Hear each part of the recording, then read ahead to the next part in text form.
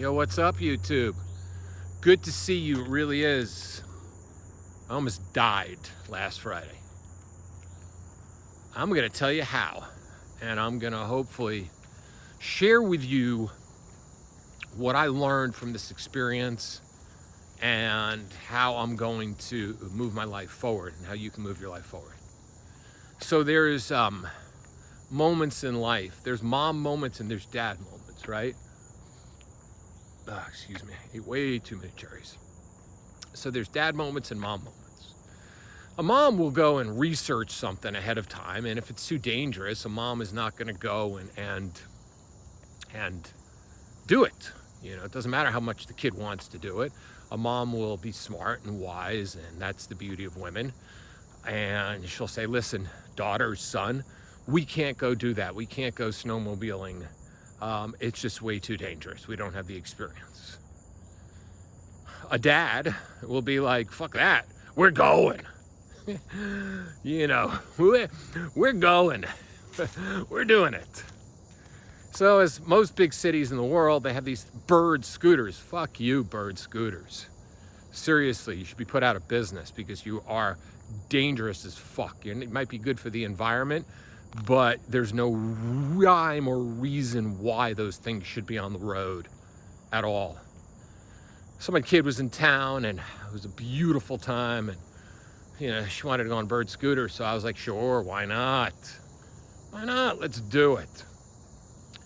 So we went on the scooter, went through the park, and there's a beautiful park here, and there's something called the Beltline, and it was a lot of fun. I mean, it's exhilarating, you know, and then I had to turn it. So I said, listen, let me go turn this thing. So as I'm turning it, I head towards the curb, and instead of braking hard, I panicked. I suffer from fight or flight to begin with anyway. As I've told you guys many times before, and for those that you don't know, my mom tried to kill herself in a car wreck when I was a kid, and I went through the windshield back into the car, and I was 5.5 years old. So that was hard. I felt unsafe since I was a kid in certain situations, right? Most of the time I'm pretty well grounded and stuff like that. So I fucking panicked. And I literally bailed. And I bailed off the bird instead of just braking, and I went flying. I was so lucky. I remember as I was hitting the ground, I remember my lip getting scraped and my chin getting scraped. And I remember thinking to myself, my chin, my lip is hitting the ground.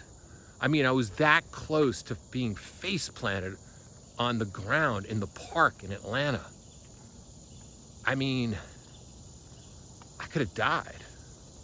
My friend Ron Davis died that same way 10 years ago. He was speed walking in Central Park, and a speed bike, one of those racing bikes, hit him, and he lost his footing, and he hit the ground, and his head hit the ground, and he went in and out of consciousness for 4 days before he passed away because he had so much bleeding in his brain. I mean, I've been on this like spiritual path and finding God and everything else, and I could tell you I had some spirit guides help me that day. I mean, can you imagine? I mean, if my face another inch hit that ground, I would have been dead. I would have died right in front of my daughter. That's really some memory she should have for the rest of her life, you know? I remember laying there on the ground, and I looked at my kid, and I said to myself, listen, I'm really hurting right now. You know, how are you tonight? She's got her headphones on, like most people, so fucking tuned out.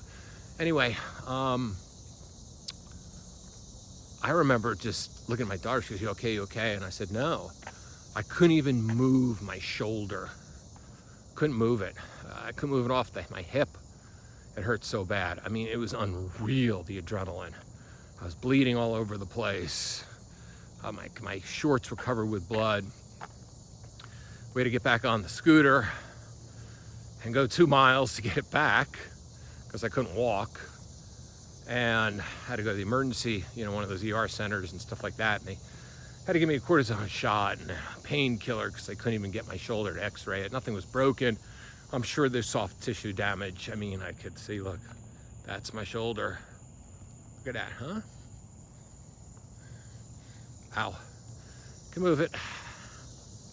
You know, I'm not wearing a sling anymore. I mean, this is 6 days later. I've been doing my PMEF machine, and I went to acupuncture today, and you know, I've got some movement and stuff. It's just the lateral movement sucks right now, but whatever's torn up in there, or whatever is bruised or contused in there, it's going to take a bit of time, but I'm going to heal it.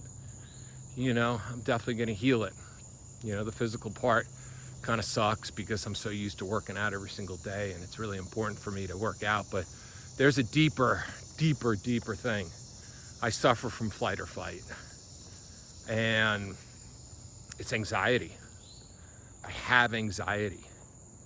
You know, it doesn't come out, it comes out when I trade, you know, at times. I don't feel safe, it comes out when I don't feel safe. You know, for those of you that have watched my channel before, you know that my mom tried to kill herself in a car wreck when I was a kid, and I went right into the windshield and went back in there. So there's a panic button inside me, you know, that I've had for a long time. So it's come out, you know, it really has. It's come out, it reared its ugly head, because if you think about it, I didn't need to jump off that thing. I could have braked and I would have been fine. But I bailed because I felt terrified. And it probably flashed me back to the trauma that I had since I was a kid, because I can tell you something, when you are extremely self-aware and you are somebody who has done a lot of work on themselves, you know, and you're constantly really understanding who you are and what you're all about. I really understand now that I've got some deep traumas that I need to work through in order to move forward. And I also feel blessed in a way. You know, it sucks, let me tell you. I mean, I was able to floss the other night with both hands, and I was so excited. I'm able to like I'm using my hand now to talk, and like I could feel like, you know, yeah, I could feel that I'm healing, and you know, it's never fast enough. And you know, I feel blessed that I'm alive. But I also feel like it's a wake-up call, because things happen for us, not to us. You know, this didn't have to happen, but it did have to happen. It had to happen in order for me to heal my flight or fight. My flight or fight response is there. It's been there since I was 5 years old.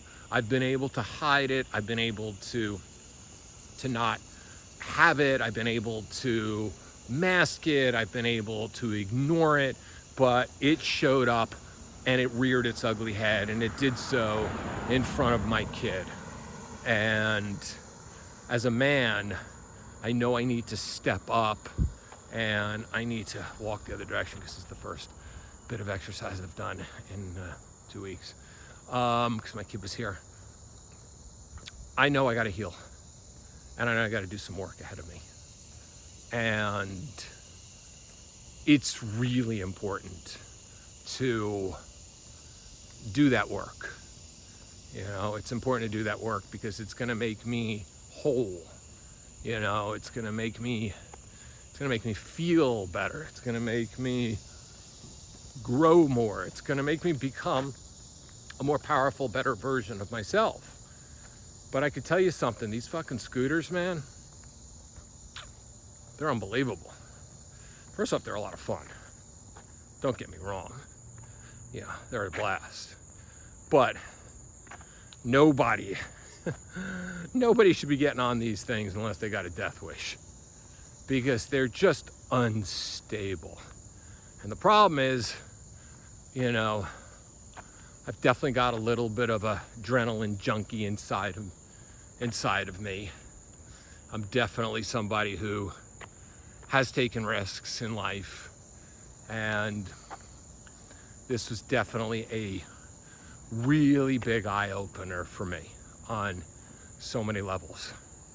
I love supplying this new content to all of you right now, because I'm here.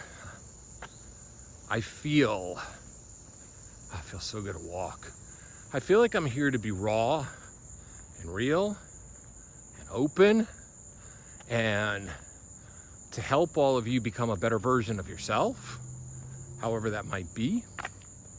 I've told you I want to talk about trading. I want to talk about connecting, how to connect with people. I think is really important. I think now so more than ever, especially when they want to do another mask mandate again.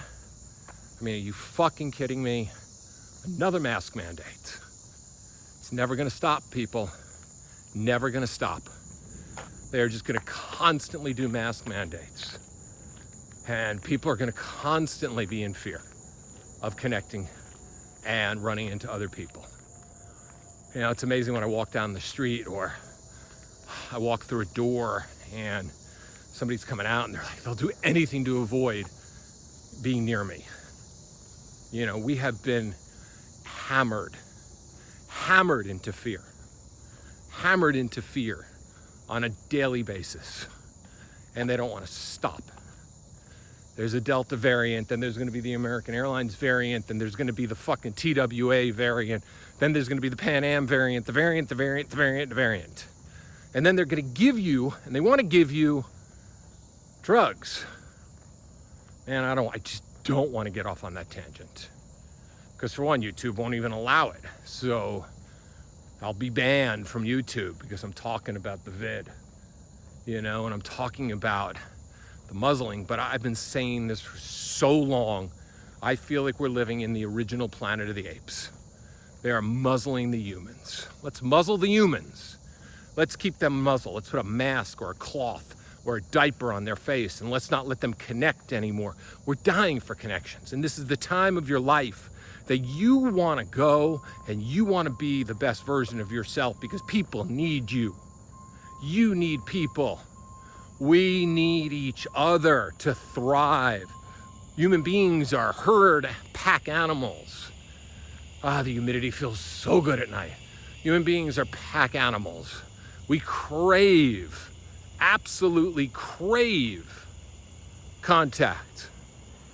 Sexual contact, body contact, human contact, smiles. This is the time of your life you want to work on that, and you want to also work on things you want to appreciate your life, because you don't know how long you have left. I mean, I could have been dead 6 days now if I died on that street last Friday. I'm not doing this to be dramatic. I'm doing this to share and to give you a point. You don't know when you're going to step on that bird scooter and your time is going to be up. My time was not up. I got a lot to say. I got a lot to accomplish. I got a lot to do. But I can tell you,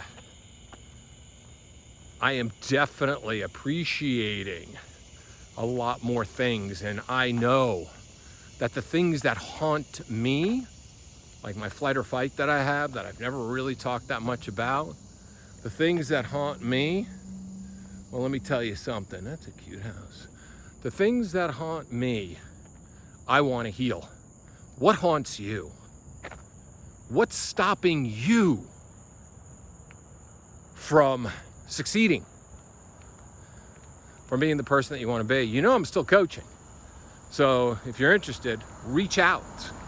What is stopping you? Because you're going to get on your bird. You're going to have your bird moment. Is your bird moment going to shake you to the fucking core? And is it going to wake you up? Or is your bird moment going to just sit there and have you just continue on the same path that you have been on the whole time? I got shaken to the core. More powerful videos coming soon, as they always do. I just didn't feel like doing content this week because I'm just kind of in recovery mode. Anyway, I'm home. That was 14 minutes and 9 seconds. It felt good to walk. The heat, I love the heat. Man, it feels good. I love the heat here at night. I think I'm going to do this every night. I'm going to walk for an hour in my neighborhood. Anyway, I'm going to make some dinner. I'm going to watch my favorite strategic forecast, David Frost.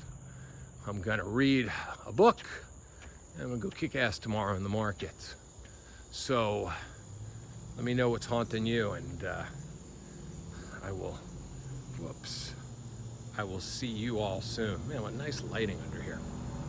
Oh, don't forget to hit the like button and all that YouTube algorithm stuff, and just kind of help me out a little bit, I could use it. I could have more views. It would be good to get more people. And look, I'm holding this in my left arm. That's progress.